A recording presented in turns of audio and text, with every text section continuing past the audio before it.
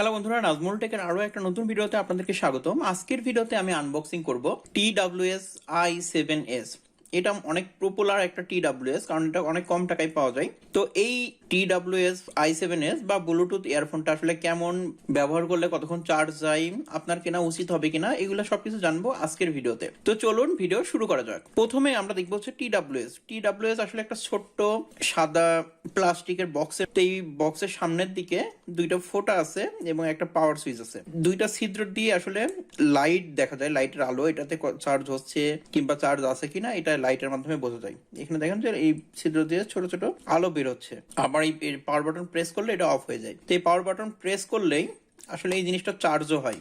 আমি আপনাদের দেখাচ্ছি, এটা গেল সামনের দিকে এবং পিছের দিকে শুধুমাত্র মাইক্রো ইউএসবি চার্জিং পোর্ট আছে। আর এই ঢাকনাটা একবারে লো কোয়ালিটির প্লাস্টিক দিয়ে বানানো, যেহেতু এটা খুবই কম দাম। এরকম একটা চাপ দিলেই খুলে যায় এবং হালকা করে চাপ দিলেই খুলে যায় এবং ঢাকনাটা একটু নড়বড়ে। এর ভিতরে আছে ব্লুটুথ ইয়ারবাডস। তো এটা বের করলেই এখানে দেখবেন যে লাল নীল আলো জ্বলতেছে। এই পাওয়ার বাটনে আপনি যদি চাপ দেন তাহলে এটা চার্জ হওয়া শুরু করে দিবে। চার্জ হইলে এই কেসের মধ্যে এখানে আলো জ্বলবে, প্লাস ইয়ারবাডস এর মধ্যেও আপনার আলো জ্বলবে। এটা যদি এখান থেকে বের করেন তাহলে এটা অন অবস্থায় বের হবে, মানে অন হয়ে যাবে। এরপরে আপনারা ফোনের সাথে পেয়ার করতে পারবেন। তো যখন আপনার ফোনের সঙ্গে এটা পেয়ার হয়ে যাবে তখন এই লাইটগুলো কিন্তু অফ হয়ে যাবে। আবার আপনি চাইলে এখানকার এই বাটন প্রেস করেও কল রিসিভ করতে পারবেন, এটা বন্ধ ও চালু করতে পারবেন। তো চালু, বন্ধ এবং চালু করার জন্য সবচাইতে সহজ হলো আপনি এই বক্সের মধ্যে ঢুকাই দিবেন। ঢুকাই দেওয়ার পরে বের করে আনবেন, এটা চালু হয়ে যাবে এবং এটা কিছুক্ষণ ব্যবহার না করলে অটোমেটিকলি শাটডাউন হয়ে যায়। এই ইয়ারবাডস এর একবার চার্জ দিলে 2 ঘন্টা পর্যন্ত চলবে। তো আপনার যদি অনেকক্ষণ ব্যবহার করার হয় তাহলে আপনি এক কানে একটা একটা করে ব্যবহার করলে 4 ঘন্টা ব্যবহার করতে পারবেন। কিংবা একটা চার্জ দিয়ে রাখলেন, ওইটা আপনি ব্যবহার করতেছেন, এটার চার্জ শেষ হয়ে গেলে তখন আপনি আরেকটা ব্যবহার করতে পারবেন। এইভাবে আপনারা অনেকক্ষণ ব্যবহার করতে পারবেন। তবে একসঙ্গে যদি দুইটা ব্যবহার করেন তাহলে একটানা আপনি 2 ঘন্টার মতো ব্যবহার করতে পারবেন।